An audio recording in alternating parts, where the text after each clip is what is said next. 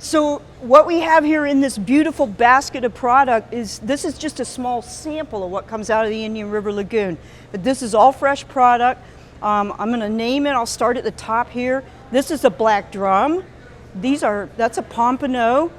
These are sheephead. Then you have your mangrove snapper. That's my favorite. That's my favorite fish that comes out of the lagoon. That is so wonderful. These are hoppers.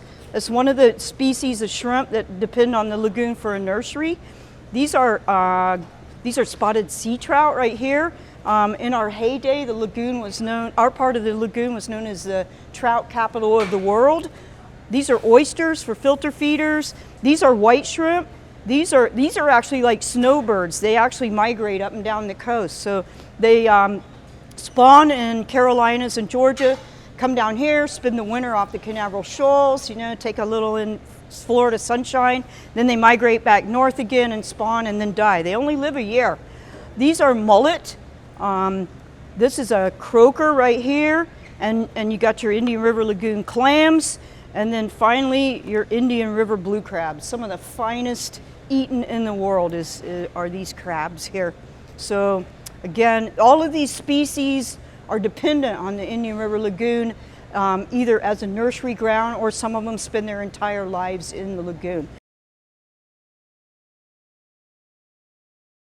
My earliest memories are from this spot right here. Actually, it looked a lot different than it does now. This is the Titusville Fishing Pier.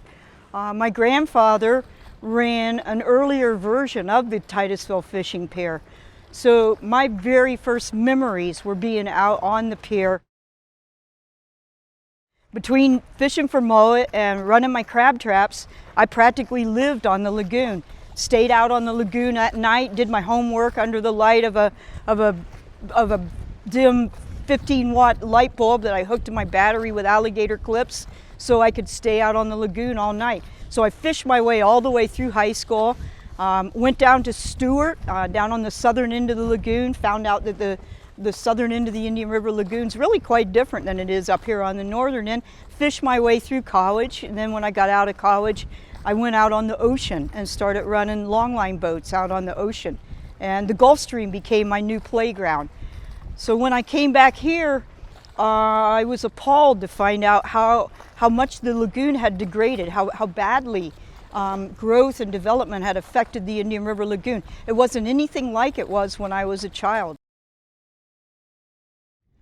So when I got back and I saw what kind of condition the lagoon was in, now my whole mission changed. I used to try to catch every kind of creature I could catch that lived on the lagoon. Now my whole mission in life is to try to bring it back to what it once was, to bring it back to what it was like when I was a child.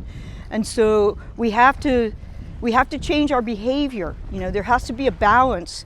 We can't stop growth. There has to be growth, but it has to be good growth. And the people that come here, they have to appreciate the resources that we have here in Florida because they're so outstanding.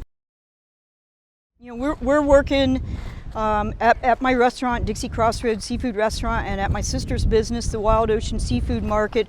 We're very much into sustainable fisheries now, and we do everything we can to educate people about how they can change their behavior to keep our resources alive.